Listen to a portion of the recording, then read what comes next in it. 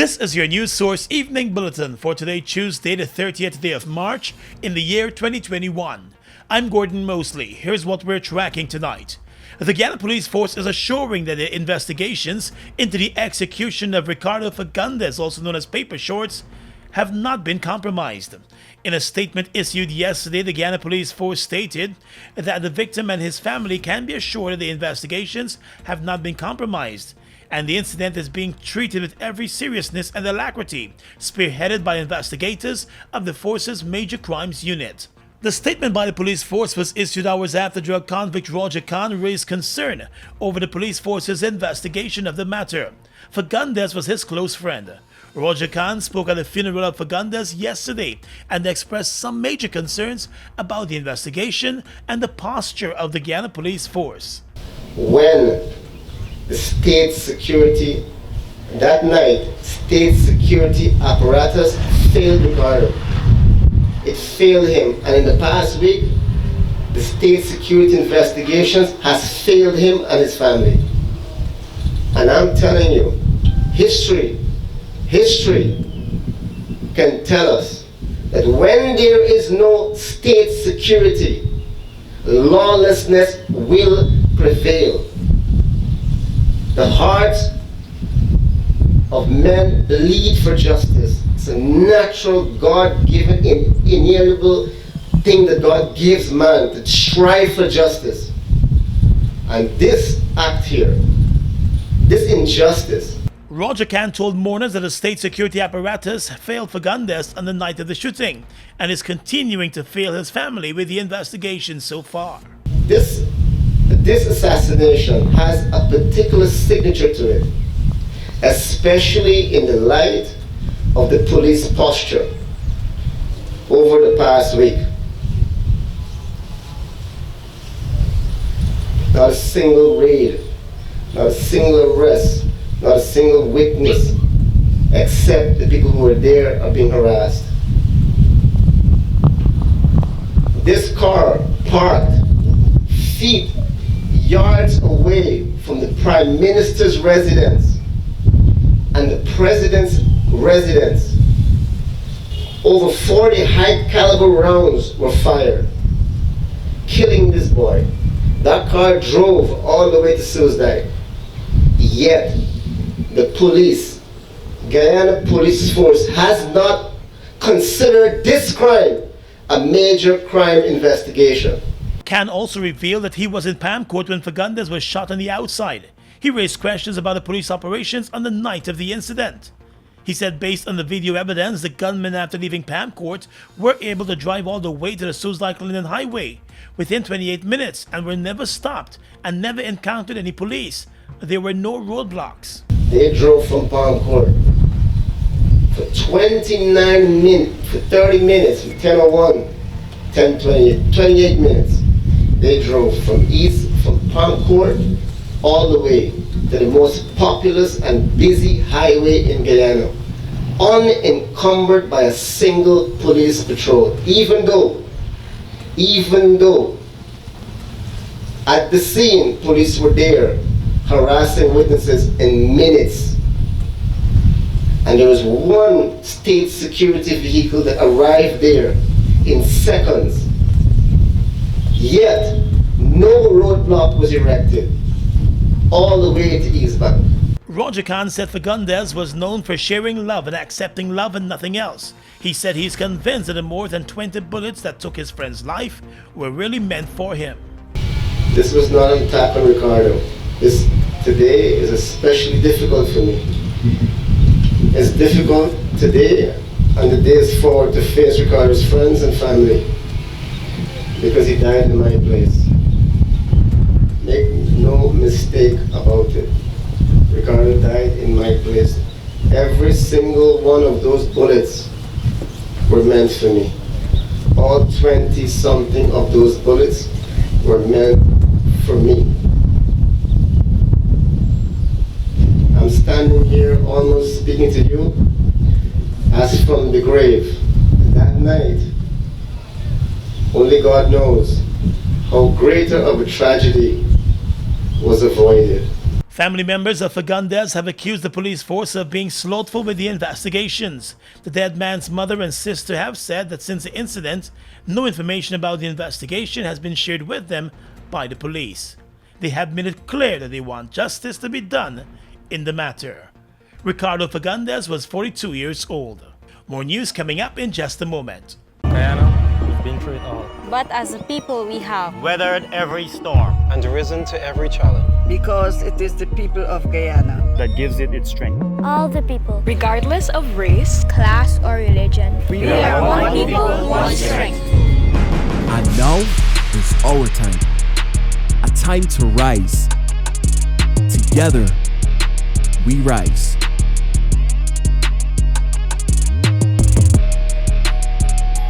At Sosh Financial, we create strategies for strengthening business and personal finances while helping our clients to build sustainable wealth. Our financial and business consultancy services are uniquely tailored to ensure every client receives quality packages and optimal results. Our financial services include financial reporting and analysis, financial status assessment, internal audits, bookkeeping and records management, financial planning advice, tax returns. Our business advisory services are related to business plans, business startups, operational improvement, business management, document preparation, procedures development, efficient marketing. Call or WhatsApp us today for your free consultation on telephone number 592-665-6045. Sosh Financial, strengthening businesses, building wealth. More employers are using social media to monitor employees. Here are some ways to maintain professionalism online. Never share confidential information about anyone, whether colleagues or clients. Do not share inappropriate posts from work gatherings. Keep company social media posts neutral. Never argue or make offensive comments. Never complain about your job to clients. Remember, what goes online stays online. Stop oversharing and get safe online. I'm the regional chairwoman of Region Number 2. I have just taken my pills in support of the launch of the lymphatic filariasis elimination, which I'm encouraging Region 2 to do same.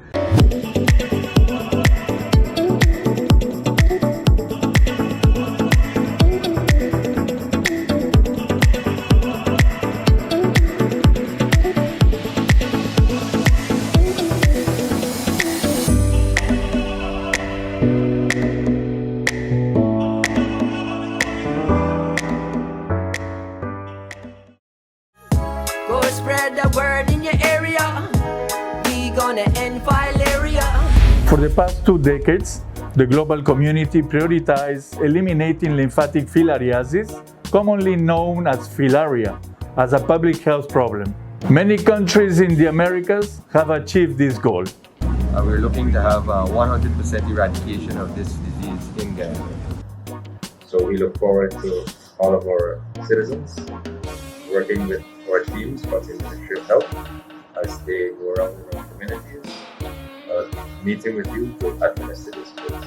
And I will encourage you all to take your pills so that we can once and for all rid Guyana of filariasis. We have to get rid of the negatives in relation to filaria. So please let the science be your guide and take the tablets. My family would be taking their pills. I do hope that you would also be taking your pills so that we can together work on eliminating filaria from Guyana. Filaria gonna get knocked out. TKO. A message from the Ministry of Health in collaboration with PAHO. We are legions of men standing strong, but never too proud to stoop and help someone. We must send a clear signal to all. Do right. Walk in upright ways, knowing that's what being a man is all about. And ever aware that things will only get worse when good men do nothing. Stand strong. Be the one to live right. Mom, what are you doing with GPL on your list? Child, you forgot I have to pay GPL? You got time with GPL? I have to keep these lights on. The customers who think in that manner and refuse to honor their obligation to GPL are obviously not playing their part in ensuring quality service delivery. So, I will continue to pay my GPL bill on time, every time. I recognize the value of your point, Mom. You were right.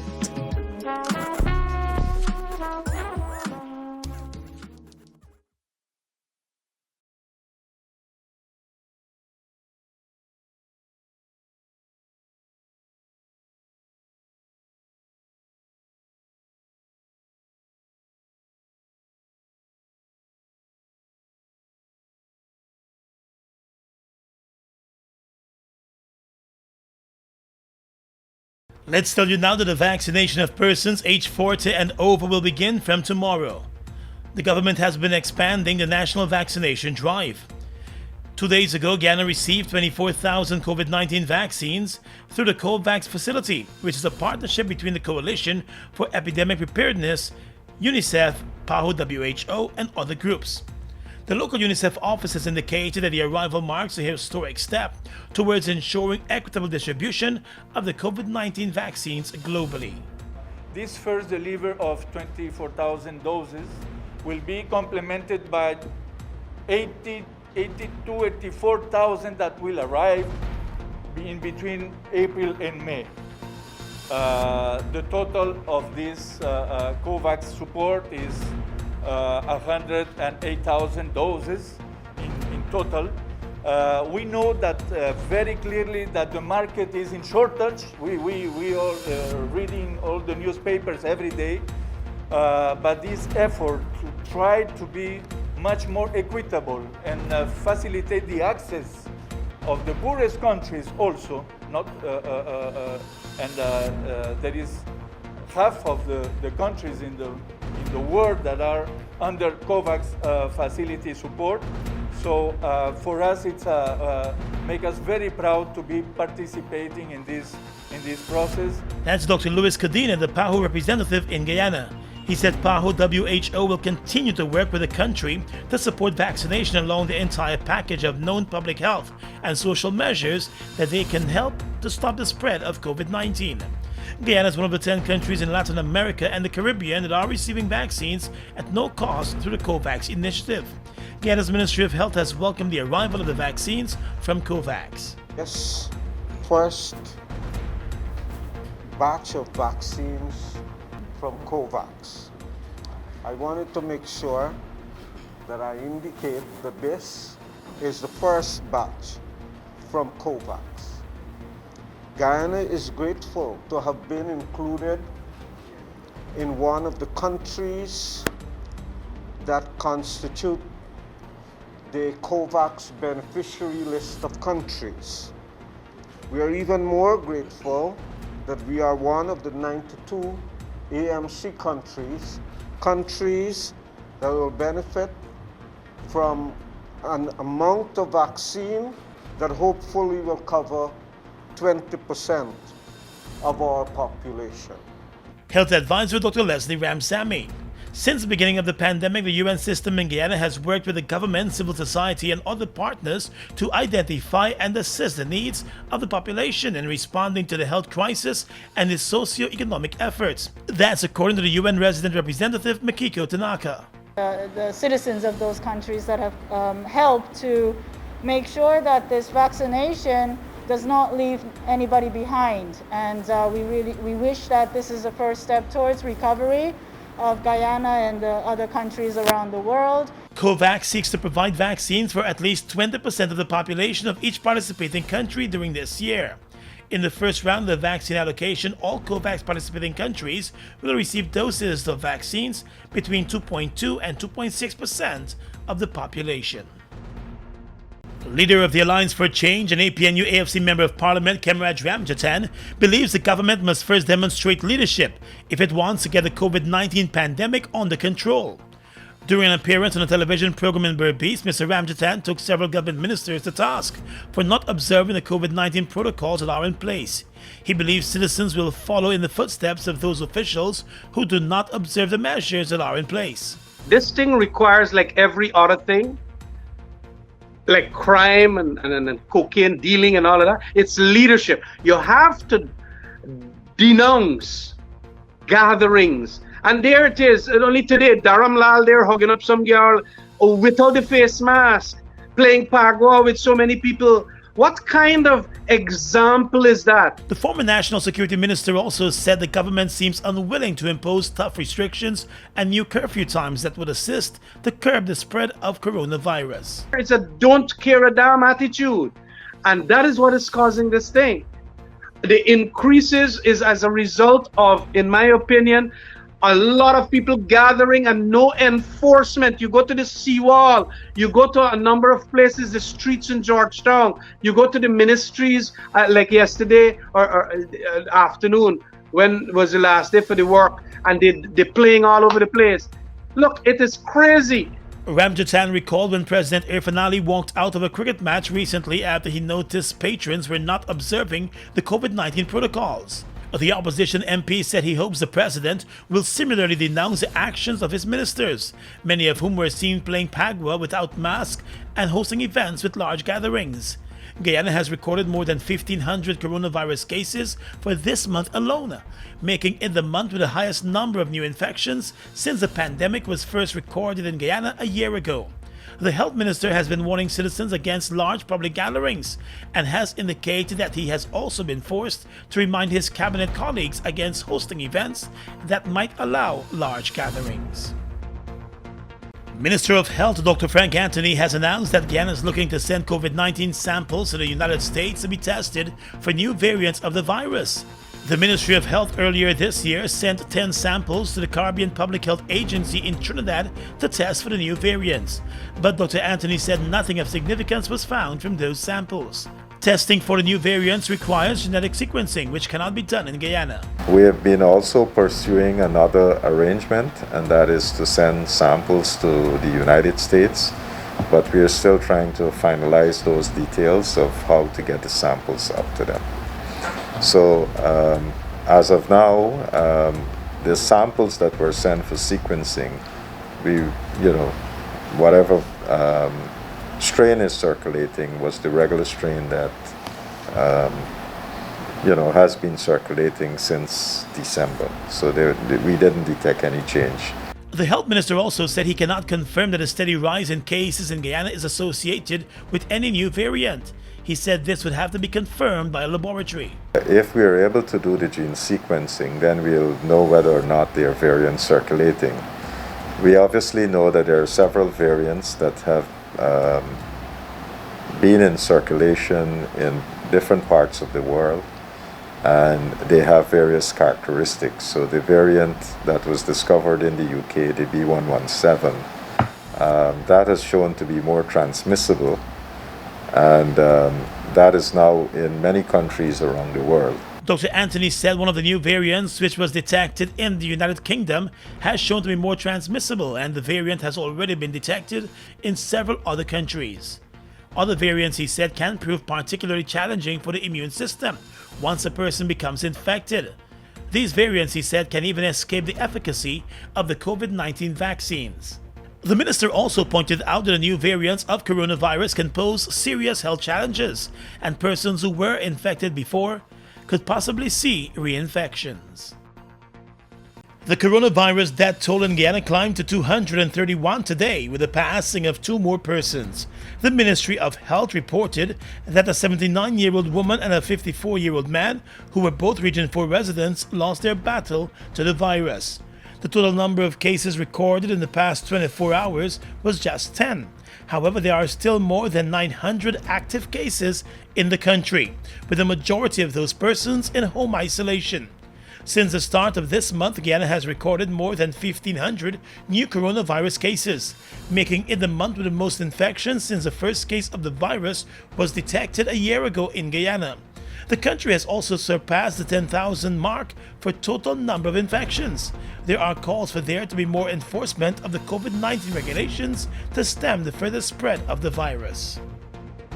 Vice President Bharat Jagdeo has been ordered by the High Court to pay opposition Member of Parliament and former Junior Communities Minister Annette Ferguson $20 million in damages for a libel he caused against her. Ferguson had filed a lawsuit against Jagdeo and the Guyana Times while he was opposition leader and she was a government minister.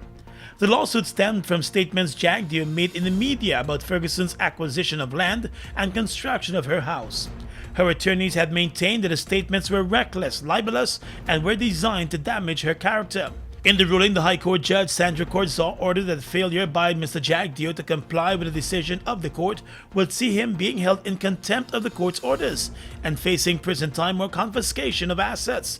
The case was filed in January of 2020 and referenced the statements that were made by Mr. Jagdeo in December 2019. The attorneys for the former minister presented various documents to the court detailing her purchase of the land and construction of her home through a bank loan. The lawyers argued that Mr. Jagdeo needed to provide evidence to back up his claims. He never did, and the judgment was granted against him. Turning now to the energy sector, 2 months after the gas compressor in the Liza 1 oil production vessel got damaged, resulting in its removal and an increase in flaring, the Exxon company has announced that it is in the final stages of installing the repaired compressor system. In a statement this evening, the company announced that its teams of experts are making final preparations for the startup of the flash gas compressor this week. Once the gas compressor is fully functional, flaring will be restored to its previous low level. ExxonMobil Guyana's Public and Government Affairs Advisor Janelle Prasad. With safety top of mind, the team offshore has been working carefully and methodically to reassemble the various components of the gas compression system, and they're now running instrumentation tests for a successful startup.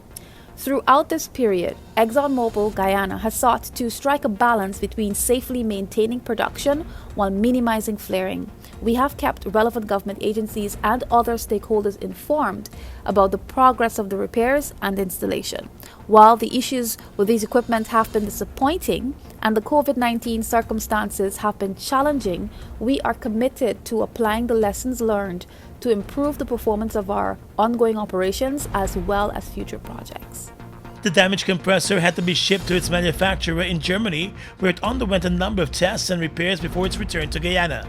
The increased flaring by the company over the past 2 months triggered a loud outcry from environmentalists who also accused the government of not monitoring the company's operations enough.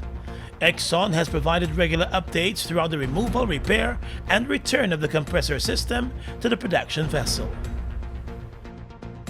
It's trendy to share your vacation plans, photos, and location on social media, but do you know who is seeing your posts? Sharing that you're on vacation or a business can signal to potential burglars that your home is empty. Using location services can also allow people to track your whereabouts, making you an easy target for theft. Be aware of what information you share about your location and your possessions. Remember, what goes online stays online. Stop oversharing and get safe online. Fuel it up and drive, Super 95. Tune up, fuel it up and drive, Super 95. Tune up. Protect your fuel system, boy. High mileage and performance, boy. Guy Oil's Super 95 gasoline gives you more reasons to drive and is available at 56 service stations nationwide. For affordable price, high performance, and high mileage, choose Guy Oil's Super 95 gasoline. Fuel it up and drive. My name is Leon Peters, Regional Vice Chairman, Region 5. I just took my fileria pills, preventative treatment, and I want to urge all of Region 5 to do the same, because together we can completely eliminate fileria. Just take the pills, come on, join in. Your fileria pills, use your taper drug IDA. Let's all get rid of fileria.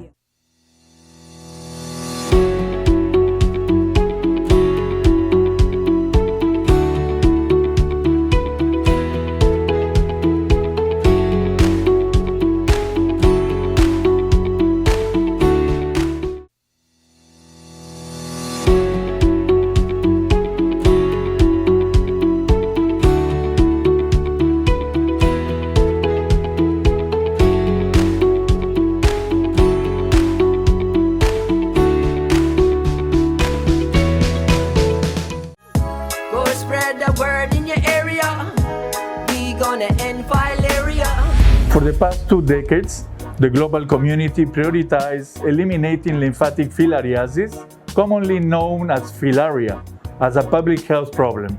Many countries in the Americas have achieved this goal. We're looking to have 100% eradication of this disease in Guyana. So we look forward to all of our citizens working with our teams, but in the Ministry of Health, as they go around in our communities, meeting with you to administer this pills. And I will encourage you all to take your pills so that we can once and for all rid Guyana of filariasis. We have to get rid of the negatives in relation to filaria. So please let the science be your guide and take the tablets. My family would be taking their pills. I do hope that you would also be taking your pills so that we can together work on eliminating filaria from Guyana. Filaria gonna get knocked out, TKO. A message from the Ministry of Health in collaboration with PAHO.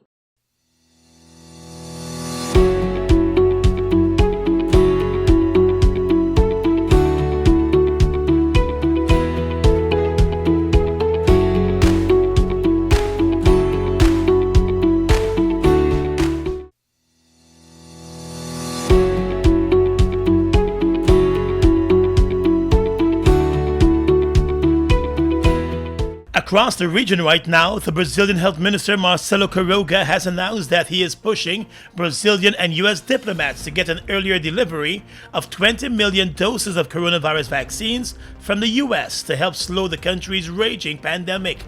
Speaking with senators in the capital of Brasilia, the official said he will be meeting with the U.S. ambassador to Brazil to seek a breakthrough in getting access as soon as possible to the Pfizer-BioNTech vaccine, and had already discussed the issue with Brazil's top diplomat in Washington, Nestor Foster. Brazil is facing the worst stage of its pandemic, hurt by a lack of federal restrictions on social distancing and other measures, an infectious new variant, and a patchy vaccine rollout. Brazil has a 100 million dose deal with Pfizer for this year, but delivery is only scheduled to begin in May with 2 million doses. The plan explained by the health minister would not see the U.S. yield its own vaccine allotment to Brazil, but would allow Latin America's biggest country to take its place in line and get access to shots quicker. In neighboring Trinidad, the High Court has upheld the government's decision to close the Twin Island Republic's borders in its efforts to contain the spread of COVID-19. In a written ruling handed down on Monday in response to a constitutional claim filed by a Trinidadian woman who was stranded abroad for almost 6 months, Justice Eleanor Donaldson Honeywell said the closure of the borders and the managed re-entry of nationals are not unconstitutional and are in fact a proportionate response to the COVID-19 pandemic. The claimant in the case, 41-year-old Takisa of Claremont, had been stuck in the British Virgin Islands after going to visit her brother at the end of January 2020. She was scheduled to return home on the 24th of March, 2 days after Trinidad and Tobago's borders were closed last year. She was eventually able to return in September.